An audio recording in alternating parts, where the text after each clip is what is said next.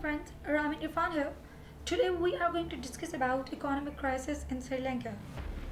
The Sri Lankan economy has been in trouble for some time and the situation has gotten worse in recent days. On April 1st, Sri Lankan President Gotabaya Rajapaksa announced a state of emergency to quell large protests and prevent the condition from worsening. The question arises here, how did Sri Lanka come to this economic abyss? From 1983 to 2009, Sri Lanka was engulfed in civil war, with the economy's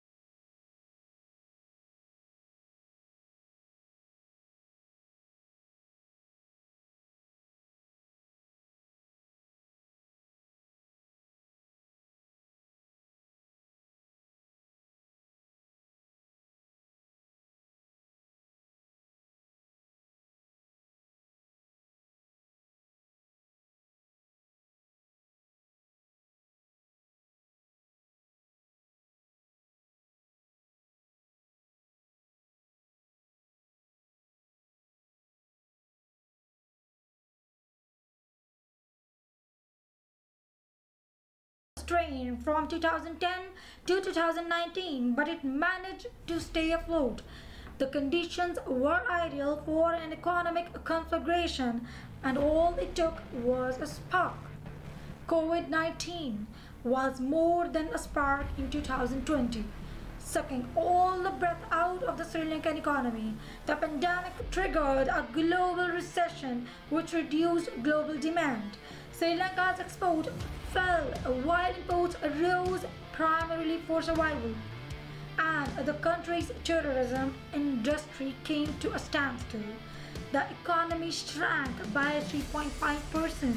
The current account deficit increased to 7.9% of GDP, and the fiscal deficit increased to 11.1%. Before the economy could stabilize, the government decided in April 2021 to stop using chemical fertilizers and switch to 100% organic farming. While the intentions are unquestionable, the timing is crucial. The fertilizers are a small part of the import bill, accounting for only 2% of the total. Because of this transition in a crucial industry like agriculture, inflation increased from 5.7% in July 2021 to 15% in February 2022. Sri Lanka's government reserves were anticipated to be $2.4 billion at the end of the January 2022, equivalent to 1.3 months worth of imports. The country cannot import oil and is experiencing daily power outages of more than 10 hours. The central bank is combating the crisis by raising policy rates, and it has also requested that the government take steps to strengthen its finances. Tourists from Russia and Europe could not visit Sri Lanka due to the Russia-Ukraine conflict. The economic crisis in Sri Lanka is reminiscent of India in 1991. The seeds of India's 1991 financial crisis were in the 1980s, when fiscal and current account deficits increased. Unlike Sri Lanka now, India had a highly restricted trade policy, with limited foreign exchange reserves due to the policy design. On the eve of the crisis in 1989 to 1990, India's foreign exchange reserves had plummeted to just 1.9 months worth of imports. The economy was vulnerable and the West Asian oil crisis came as a shock. Sri Lanka is in a similar economic scenario 31 years later. However, there is one significant difference. Whereas New Delhi had leaders like Narasimha Rao and Manmohan Singh to rely on, Colombo has none. The Rajapakshas focus on public outrage, rightly so, because 7 family members are part of the government, including the president, prime minister, and finance minister. In this way, Sri Lanka's economic crisis resembles the Arab Spring of the early 2000s, when people demonstrated against governments against a global economic downturn. Sri Lanka's economic crisis has again drawn attention to South Asian politics. There are concerns about Sri Lanka's heavy reliance on China and Beijing's death trap policies, that is, the effects of which are now also being discussed in many African countries. Pakistan, another of one of India's neighbors, and China's all-weather buddy, is amidst the political and economic upheaval. In the midst of it all, India shines out as a shining example of economic stability in the face of hardship. From April 30, the Ministry of Foreign Affairs has taken steps to temporarily close the Sri Lankan embassies in Oslo, Norway, Baghdad, Iraq, and Sydney, Australia. The decision follows a recent Cabinet of Ministers decision. According to a statement made by the Ministry of Foreign Affairs, the government of Sri Lanka decided to close the 2 missions and posts after due assessment temporarily. It is a part of the broader restructuring of Sri Lanka's diplomatic presence abroad, which the Foreign Ministry is undertaking in light of the country's current economic condition and foreign currency limits. The ambassador of Sri Lanka in Stockholm, Sweden, will be concurrently accredited to Norway following the closing of the 2 permanent missions. Meanwhile, the Sri Lankan ambassador to the United Arab Emirates, Abu Dhabi, will also be accredited to Iraq. As a result, the Consulate General in Sydney's consular jurisdiction will revert to the Sri Lankan High Commission in Canberra, Australia, as well as the respective honorary consulates of Sri Lanka located in Norway, Oslo, and Australia. The Foreign Ministry assured that it would take appropriate measures to address all consular-related matters of Sri Lankan citizens residing in Norway, Iraq, and within the consular jurisdiction of Sydney. The Foreign Minister stated that it would keep a close eye on the changeover. The decision to close the resident missions in Norway and Iraq, which is being taken as a temporary measure in the current context, will have no impact on Sri Lanka's bilateral relations with the 2 states, which are maintained at an optimal level of friendship and cordiality, the Foreign Minister stated. Nandalal Veerasinghe, a former Central Bank of Sri Lanka (CBSO) official, announced that he had accepted an invitation from the country's president to become the bank's next governor, despite the country's worsening economic crisis and turmoil. Veerasinghe told Reuters, "The president contacted me and presented the opportunity, and I accepted." Veerasinghe, who left CBSL as senior deputy governor in September, said he would return to Sri Lanka this week to assume the role formally. A request for comment from the CBSL was not immediately returned. President Gotabaya Rajapaksa said earlier on Monday that CBSL Governor Ajit Niwad Cabral had tendered his resignation as he sought to build a unity government and find a way out of Sri Lanka's worst economic crisis in decades. Nandalal Veerasinghe, a former Sri Lankan official, says he has accepted the invitation to the new central bank governor. The president contacted me and offered the offer, and I have accepted, he said. Rajapaksa also removed his brother Basil Rajapaksa from his position as finance minister and replaced him with Ali Sarver, the country's justice minister. The debt-ridden island nation of 22 million people cannot pay for imports due to a lack of foreign currency, resulting in hours-long power outages and a shortage of essentials.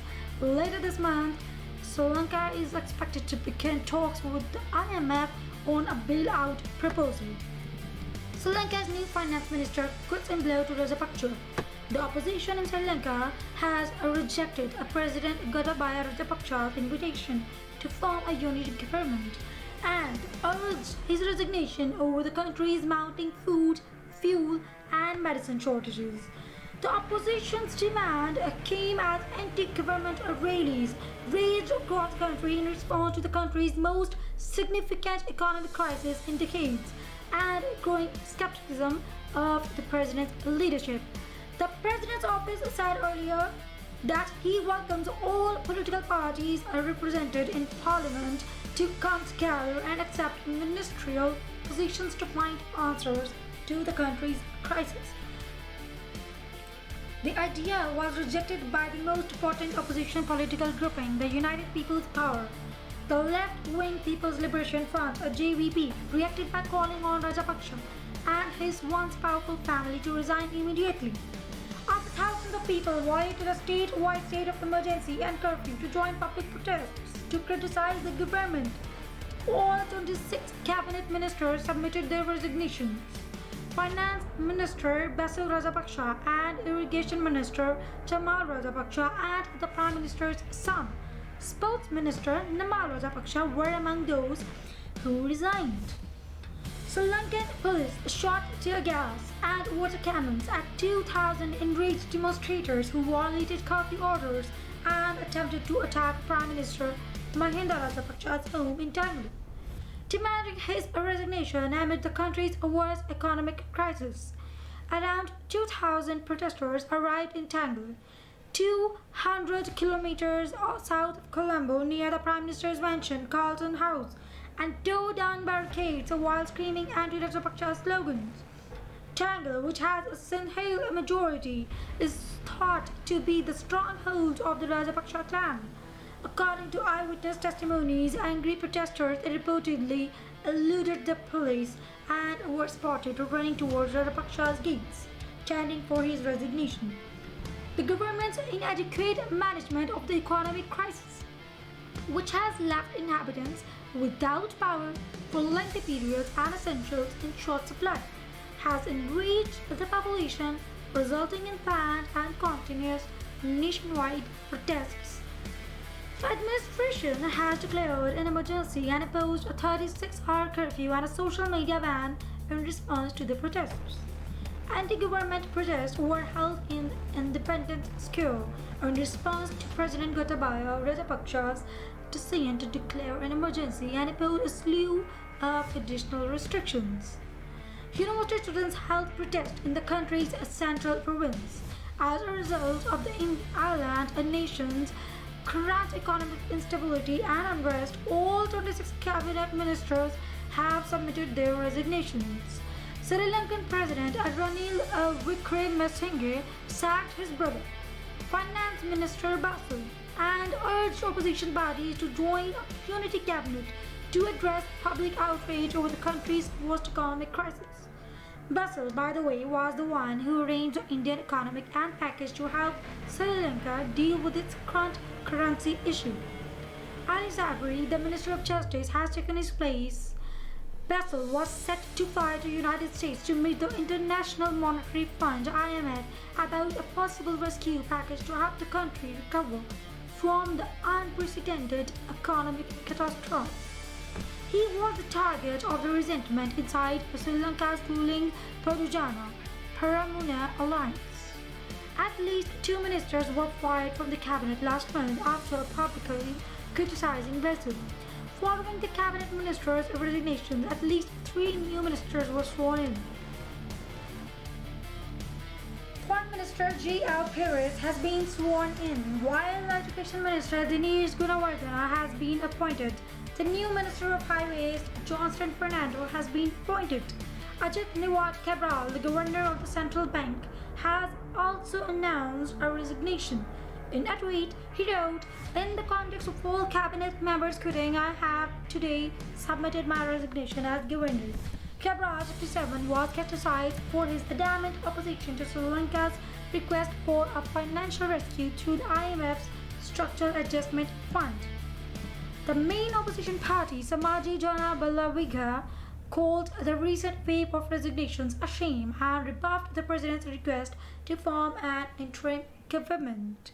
As the government grapples with a mounting economic crisis, Sri Lankan politician Ali Sabri tendered his second resignation in almost as many days, this time as finance minister. Sabri, the justice minister in the Gotabaya Rajapaksa-led administration until 2 days ago, resigned with his cabinet colleagues on March 3rd before being reappointed the next day. After considerable thought and deliberation, and in the light of the current situation, I believe it is appropriate for Your Excellency to create appropriate temporary arrangements to navigate this unprecedented crisis. Read an excerpt from the politician's letter. Sabri had been nominated as the president's younger brother, Basil Rajapaksa's replacement as finance minister. The latter was supposed to travel to the United States this month to discuss a loan deal with IMF. Following the mass resignation, 4 new ministers were chosen to ensure that Parliament and other responsibilities may be carried out lawfully until a complete cabinet can be sworn in. The debt-ridden government, governed by Rajapaksa and members of his family since 2019, has been unable to pay for gasoline and other imports foreign funding, resulting in hours-long power outages and a shortage of basics. As the situation worsens, widespread protests have been many calling for the president and his family to depose ultimately. Police arrested numerous demonstrators and stated that they would use scientific and video evidence to apprehend violators in the coming days. Officials also cautioned agitators not to take the law into their own hands, warning that those who engage in violence during the protests will face severe consequences.